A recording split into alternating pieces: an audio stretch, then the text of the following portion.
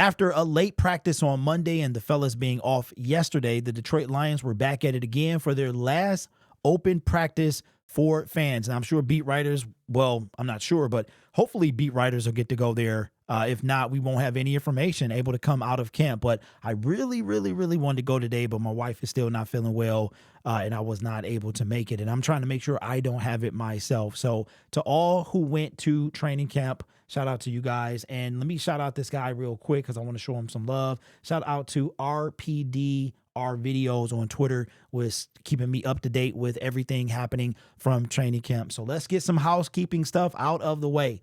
Dan Campbell did not get in front of the media today, but he was on 97.1 The Ticket, and he said that Jahmyr Gibbs is going to be ready for the opening game against the LA Rams. So that is great news. I told y'all the other day, still pick him up on his fantasy team.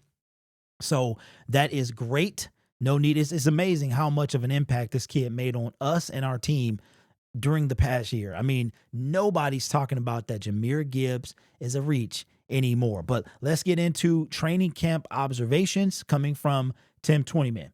Says Goff to St. Brown. Jared Goff to Amon-Ra St. Brown is a connection Lions fans have gotten used to over the last 3 years. St. Brown's 315 receptions are the third most in the history of the game in a player's first 3 seasons. The two were nearly unstoppable on Wednesday. Goff was making terrific tight windows throws in team periods all morning, and St. Brown caught 2 touchdowns and had a number of huge catches. St. Brown has looked even better this year in camp, if that's possible. Well, we already knew that, man, and that's why this kid was getting paid. That's why he was going to get paid, and he got paid. He did. So St. Brown, Jared Goff, you know what kind of scares me is if St. Brown goes down. I don't know about you guys, but when St. Brown goes down, the games that he's missed, our offense does not run the same. It's a little stagnant. I'm hoping if that ever happens this year, which somebody's going to go down, but if that ever happens this year, that the Lions can find a way to keep that offense moving, because you can tell very clearly the games that St. Brown has missed. Our offense just does not run the same. Well, we got some good news potentially, though. Looks like Hendon Hooker was back at practice today. Says Hooker back. After missing the last 2 practices recovering from a concussion suffered in last week's preseason game versus the Giants, quarterback Hendon Hooker was back at practice Wednesday and said afterward he expects to play in Saturday's second preseason game in Kansas City. Well, shout out to Hendon as well for wanting to play, but he has to clear concussion protocol before he can play. Hopefully he does, because this guy needs all the reps he can get. So hopefully that is what's going to happen. But we got another guy making plays, and I myself I'm over the drops. I'm over the drops, and I'm going to take the same mentality into the season, because last year, once Jameson Williams really picked it up, I could stomach a few drops, over what he gives us on the field. And Jahmyr Gibbs dropped 8 passes on 71 targets. Amon-Ra St. Brown, 8 passes on 164 targets.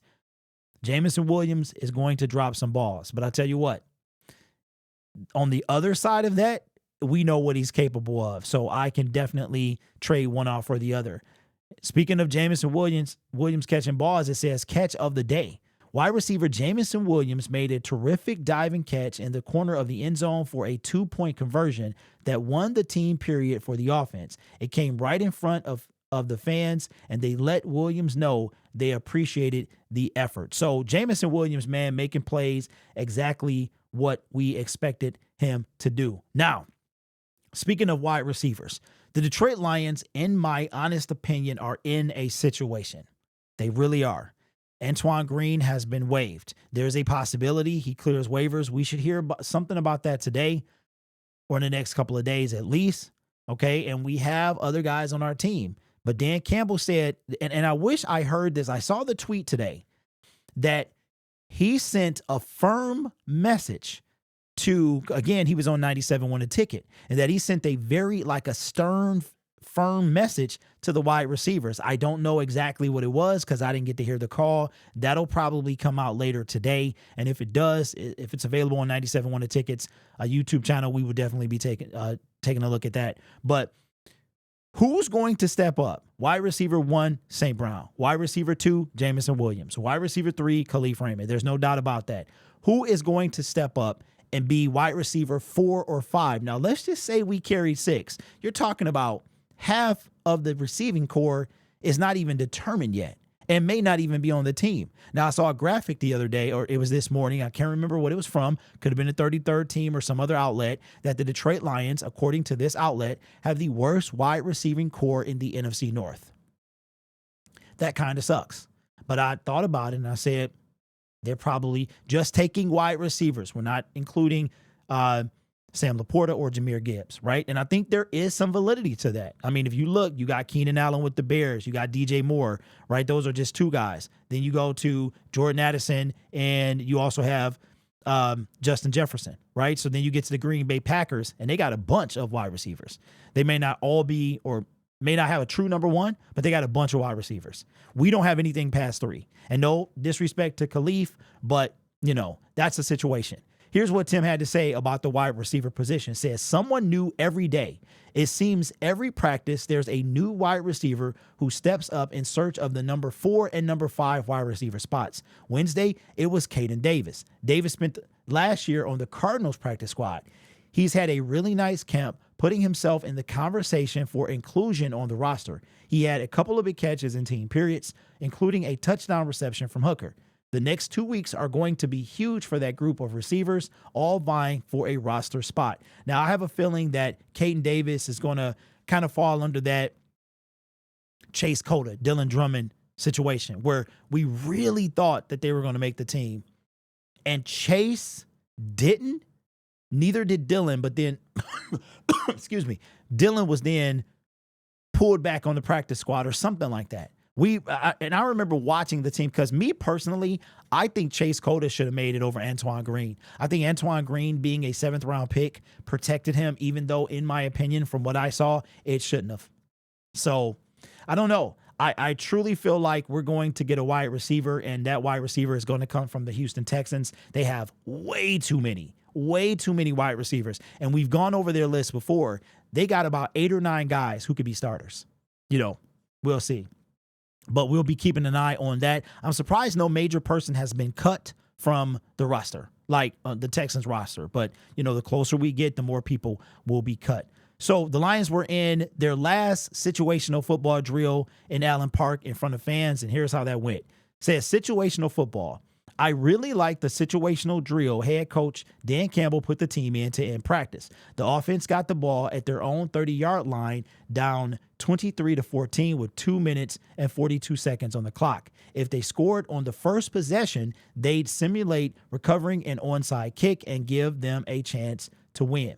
Goff methodically moved the offense down the field on a 12-play drive, connecting with tight end Brock Wright. That's why we matched wide receiver Khalif Raymond, Williams, running back David Montgomery, and St. Brown. The latter had a nice touchdown over the outstretched hands of safety Kirby Joseph. After simulating the recovered onside kick, the offense got the ball back at the 45-yard line with 45 seconds left. Goff hit St. Brown for a 21-yard gain, and then running back Craig Reynolds in the flat for a 25 yards to the 9-yard line. A couple kneel downs and a spike later put Jake Bates in position to hit a 31-yard field goal for an offense win. A couple defense highlights in the series were sacks by, of course, Aiden Hutchinson and Aleem McNeil that the offense had to overcome. So again, offense doing its thing. Here's the thing. I think, this is just my honest opinion, I think our offense is going to take a little bit of a hit, minus Josh Reynolds. And I think it's becoming clear that if you really are looking through this, if you're looking through an objective lens with the Detroit Lions, I think right now it's becoming clear we miss Josh Reynolds. That's just the bottom line. There's no sugarcoating. We miss Josh Reynolds. You did not hear Donovan Peoples-Jones' name in this list. Not today. Now, he's had moments. I think he might have been mentioned yesterday. But 2 wide receiver spots, that's wide open. It's possible that the Lions keep 5 wide receivers and go 4 running backs. or an additional player at another position.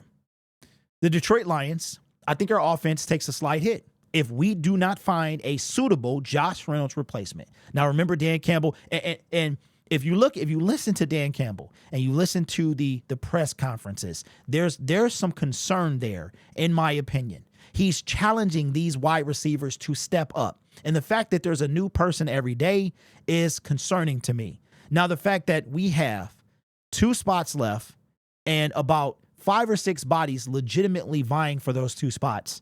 If I had to call it right now, I'm going to say Donovan Peoples-Jones and Darius Fountain. But let me ask you a question. And I asked this to my group on my the channel the other day, Syndicate Sports Detroit. Who would you prefer? Last year's wide receivers, the 5 that we had on the 53, or this year's, the potential? We're missing Marvin Jones Jr. We're missing Josh Reynolds. Even Antoine Green ain't on this team anymore. The wide receiver room is a problem right now. And I assure you that Dan Campbell and Brad Holmes, while they are looking at Darius Fountain, they're watching Donovan Peoples-Jones very closely. I think he has the leg up over a guy like Kaden Davis. I think Kaden is going to be that story through preseason, and he's going to have to get cut. But we knew some good players were going to have to get cut. Dan Campbell, they got their eye on a couple guys. I don't think Michael Thomas is an option to me. I think he should retire. But you talk about options. Hunter Renfrow is still on the market. Now, that's not the guy I would go for. I would personally go for somebody. I feel like it's going to be somebody from the Texans. They just got if you go look at their roster, specifically wide receiver, they got way too many. They even traded for Ben Skoranek. So I don't see them giving up on him before they give up on a person, maybe a UDFA or somebody that is a potential free agent. So my money is on Robert Woods, even though I don't bet, just a figure of speech. I would love for it to be a guy like John Mechie, for real. But could you imagine Mechie and J-Mo? Stop it. But anyway, let me know your thoughts down in the comments below. Just a couple housekeeping things. Want to let everyone, shout out to the person and everyone using the affiliate links. If you purchased a Fathead, I appreciate you. Fathead now has a 20% off if you use promo code GONFL20, GONFL20, now through the 18th. So you have about 4 days. So what day is the 18th? It sounds like the 18th is Sunday. So if you use the code GONFL20 on using that link in the affiliate. So go through the link and use the code, okay? Don't just go to the website. I need you to use the link. It doesn't register if you don't use the link. So use the link if you're interested in getting a Fathead. And instead of being your first purchase, you can save 20% off. So for instance, if you want maybe that sign we were looking at, right?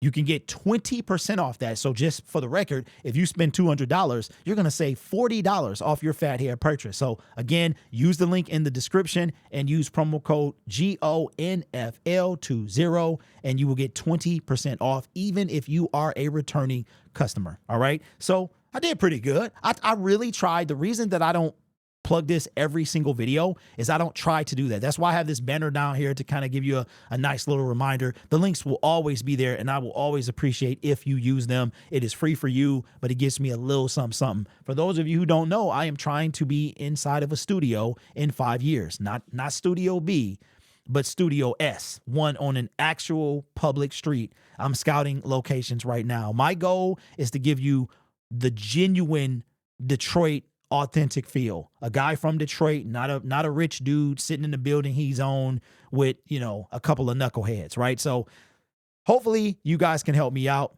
and I appreciate it. Consider subscribing to the YouTube channel as well. We did have the 21K giveaway and you have less than 48 hours, approaching about 24 hours to respond. We did have one person respond and we still have the 2 people that did not. So check that live stream out. You have a little over 24 hours to respond. We will be having another giveaway at 22. So the sooner I get to 22K, the more money I got to spend and get this giveaway going, man. So this channel is made possible by viewers, subscribers, and members just like you. You guys are awesome. Take care of yourself and each other. And as always, go Lions.